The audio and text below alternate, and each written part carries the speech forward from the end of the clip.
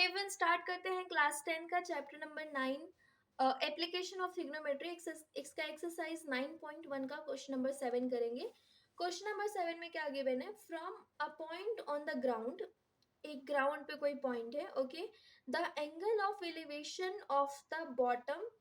Angle of elevation मतलब हम ऊपर की तरफ देख रहे हैं, किसी के बॉटम को या टॉप को देख रहे हैं, टॉप एंड बॉटम को देख रहे हैं। किसके टॉप एंड बॉटम के देख रहे हैं? एक ट्रांसमिशन टावर है। अब ये टावर कहाँ पे है? फिक्स किया गया है at the top of 20 metre high building. अब मुझे यहीं से बनाना स्टार्ट करना अपना डायग्राम। तो एक 20 मीटर हाई बिल्डिंग है, उसके टॉप पे क्या किया गया है? टावर फिक्स किया गया है। अब उस टावर को मैं एक पॉइंट से क्या कर रही हूँ, उस टावर के मैं बॉटम को, सॉरी, टॉप को एंड बॉटम को देख रही हूँ कुछ एंगल से 45 एंड 60 डिग्री से। ठीक है, तो find the height of the tower हमें निकालना है। तो सबसे पहले मैं इसका डायग्राम बनाती हूँ। तो मैंने एक डायग्राम बनाया, रफली बनाया है। देखो ये बिल्डिंग है, बिल्डिंग के ऊपर मैंने एक टावर खड़ा किया है। अब ये जो बिल्डिंग है ना, वो कितना है? 20 मीटर हाई है। इस 20 मीटर हाई बिल्डिंग के ऊपर हमने एक टावर फिक्स किया हुआ है। अब हम क्या कर रहे हैं? ग्राउंड से इस टावर के टॉप एंड बॉटम को देख रहे हैं। जब पहले बॉटम आया तो बॉटम वाला एंगल 45 है। तो जब मैं इस टावर को 40 मतलब बॉटम को देख रही हूँ तो कितना एंगल बन रहा है? 45 डिग्री बन रहा है। और जब मैं उसी पॉइंट से इसके टॉप को देख रही हूँ, टावर के टॉप को देख रही हूँ, तो कितना डिग्री बन रहा है? तो ये 60 डिग्री, मतलब ये पूरा एंगल कितना बन रहा है? 60 डिग्री बन रहा है। ठीक है, अब अगर मैं इसको सिंप्लीफाई कर दूं इस डायग्राम को, तो एक आप स्ट्रेट लाइन कीजिएगा। ठीक है, एक स्ट्रेट लाइन होनी चाहिए। और यहाँ से हम क्या कर रहे हैं? इसके टॉप एंड बॉटम को देख रहे हैं। अब जो जो चीजें हमें चाहिए हम देखते हैं। सबसे पहले मैं इसका नेमिंग कर देती हूँ आसान करने के लिए, ABCD। ओके, तो मैंने नेमिंग कर दिया है। अब देखो क्या करना क्या है इसमें? Find the height of the tower, मतलब मुझे ये वाली हाइट चाहिए। तो मुझे नहीं मालूम है, तो मैं मान लेती हूँ यहाँ से लेके यहाँ तक की हाइट है वो कितनी है? x। अगर ये x मीटर है और ये 20 मीटर है, तो ये पूरा कितना हो जाएगा?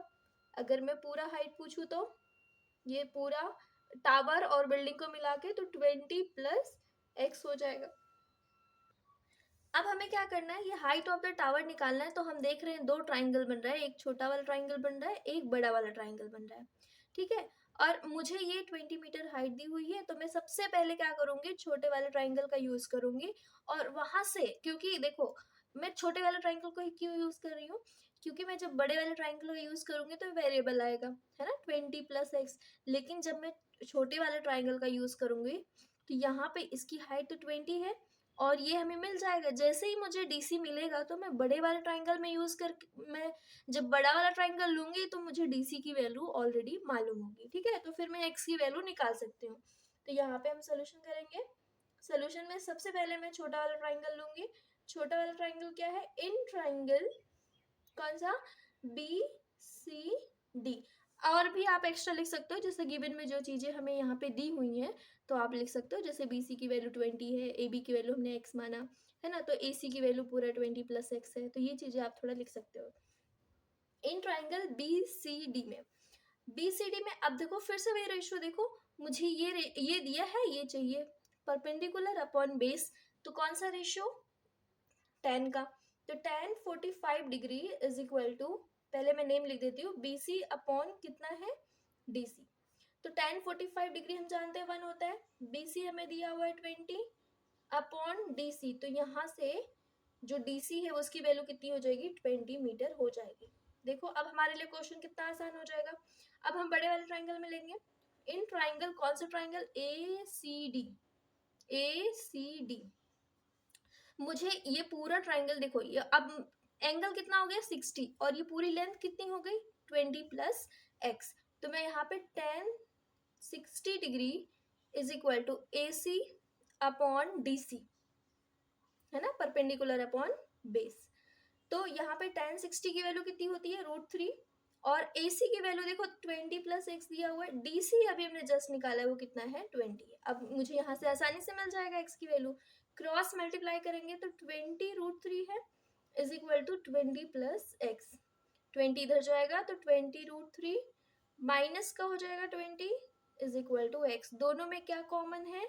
20 कॉमन है तो क्या बचेगा यहाँ पे √3 माइनस यहाँ पे 1 बचेगा इज इक्वल टू एक्स। तो यही हमारा क्या हो जाएगा, आंसर हो जाएगा। यूनिट लगा देना मीटर। ठीक है, तो ये एक्स क्या आया है, हाइट ऑफ द टावर। ये टावर की हाइट कितनी है 20 इन ब्रैकेट √3 -1 मीटर, जो कि हमें निकालना था।